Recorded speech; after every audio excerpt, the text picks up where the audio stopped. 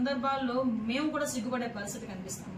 ఎందుకనంటే ఈ రోజు మహిళల గురించి ఎంత నీచాతి నీచంగా మాట్లాడినా కూడా నోరు విప్పకుండా ఇంకా దాన్ని ఎంకరేజ్ చేసే పరిస్థితుల్లో జగన్మోహన్ రెడ్డి ఉండటం అనేది చాలా జుగుప్సాకరమైన విషయం. ఈ రోజు ఎందుకు ఈ పదం ఉపయోగిస్తున్నానంటే, ఒక తల్లి గురించి, ఒక చెల్లి గురించి, ఒక ఆడబిడ్డ గురించి నోటికొచ్చినట్లు మాట్లాడుతూ ఉంటే కనీసం ఇది తప్పు అని చెప్పలేని నాయకత్వం, అదొక నాయకత్వమా?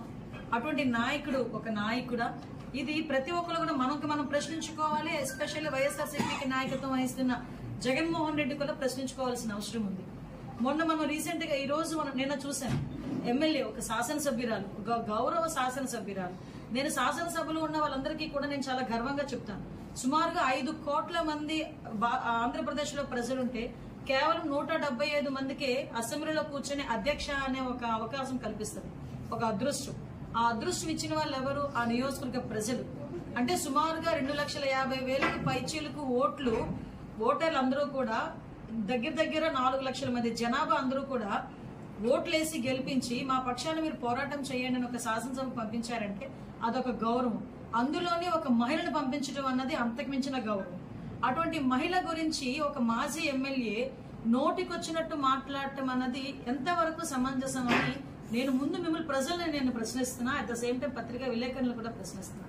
ఆవిడ గురించి ఆవిడ వ్యక్తిత్వ హననం చేయడానికి ఒక క్యారెక్టర్ అసోసియేషన్ చేస్తూ ఆవిడ వివాహం గురించి, ఆవిడ వ్యక్తిగత జీవితం గురించి చాలా దరిద్రంగా, అంటే ఎవ్వరూ కూడా హర్షించని విధంగా మాట్లాడటం. ఇక్కడ మీరు ఒకసారి ఆలోచిస్తే నేను డైరెక్ట్ గా ఆ మాజీ ఎమ్మెల్యే ప్రసన్న కుమార్ రెడ్డిని అడుగుతున్నాను.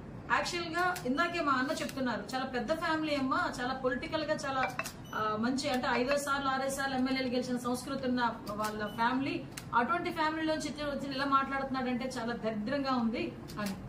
అంత రాజకీయంగా అనుభవం ఉన్న నువ్వు బయటకు వచ్చి ఈ రకంగా మాట్లాడుతూ ఉంటే, మీరు ఏదైతే మాట్లాడారో ఆ వీడియో ఒక్కసారి తీసుకెళ్లి మీ తల్లికి చూపించండి. మీ తల్లి గనక మీరు మాట్లాడిన మాటల్లో తప్పు లేదు అని అనిపిస్తే గనక మాకు చెప్పండి, మేము మాట్లాడి మానేస్తాం.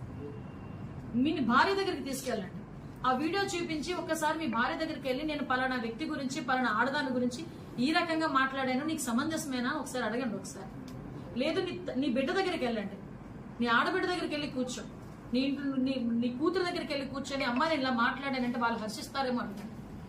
లేకపోతే నీ అక్క చెల్లెల దగ్గరికి వెళ్ళి అడగండి. లేదు నిన్ను బాగా అభిమానించే వైసీపీ కార్యకర్తలు, మహిళా కార్యకర్తలు ఎవరైనా ఉంటే, దానికి కూడా ఏదో అంటారు కదా, కామన్ సెన్స్ ఉండేవాళ్ళు, కొంచెం నీతి నిజాయితీతోని ఎథిక్స్ ఉండే వాళ్ళని చూపించి అడగండి. కనీసం ఇది నేను మాట్లాడిన మాట దాన్ని అందరూ హర్షిస్తారని అడగండి. అంటే మీరు మాట్లాడిన మాటలు మహిళ అయిన మీ కన్న తల్లి కూడా హర్షించలేని పదాలు మీరు ఉపయోగించి, నిన్ను కట్టుకున్న భార్య కూడా హర్షించలేని పదాలు మీరు ఉపయోగించి, నీ కన్న కూతురు కూడా హర్షించలేని పదాలు మీరు ఉపయోగించి, అలాంటి పదాలు ఒక ఆడపిల్ల గురించి, దట్టు మహిళా శాసనసభ్యురాల గురించి మాట్లాడటం అన్నది ఎంతవరకు సమంజసం అని అడుగుతున్నాను. ఈరోజు నేనేంటంటానంటే ఇది వైసీపీ డిఎన్ఏలో ఉందేమోనండి. ఇదే ప్రసన్న కుమార్ రెడ్డి, నేను ఇక్కడ మీకు గుర్తు చేయాలి, నేను అపోజిషన్ లో ఉండి మహిళా ప్రెసిడెంట్ నేను ఉండేటప్పుడు నెల్లూరు నేను దీక్ష చేసి వచ్చాను, నారీ సంకల్ప దీక్ష చేసి వచ్చిన తర్వాత ఇదే ప్రసన్న కుమార్ రెడ్డి ఆ రోజు కూడా నా మీద కూడా నోటికి వచ్చినట్టు మాట్లాడాడు. అఫ్ కోర్స్ ఆ రోజు నేను పోలీస్ కంప్లైంట్ ఇచ్చాము కానీ ఎవరు పట్టించుకోలేదు, నా వద్ద ఆ రోజు నుంచి లేదు, మీకు తెలుసు. కానీ ఈ రోజు ప్రసన్న కుమార్ రెడ్డి మాటలు వింటా ఉంటే ఈ రోజు మహిళా లోకం అంతా ఒక్కసారి ఉలికి పడింది.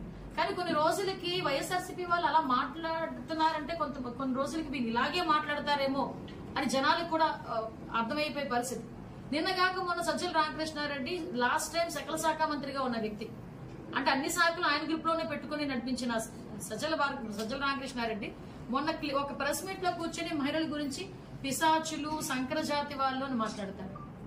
సాక్షి ఛానల్లో కూర్చొని ఒక కృష్ణంరాజు అనే ఒక అనలిస్ట్ పేరు చెప్పుకొని, ఒక ఆయన పత్రికా విలేకరుని పేరు చెప్పుకొని ఆయన కూర్చొని, రిపోర్టర్ పెట్టి కూర్చొని వేశ్యల అమరావతి అని మాట్లాడతాడు. అమరావతి రాజధాని ప్రాంతంలో ఉన్న మహిళలందరినీ కూడా వేశ్యలని మాట్లాడే పరిస్థితి. అంతవరకు ఎందుకండి?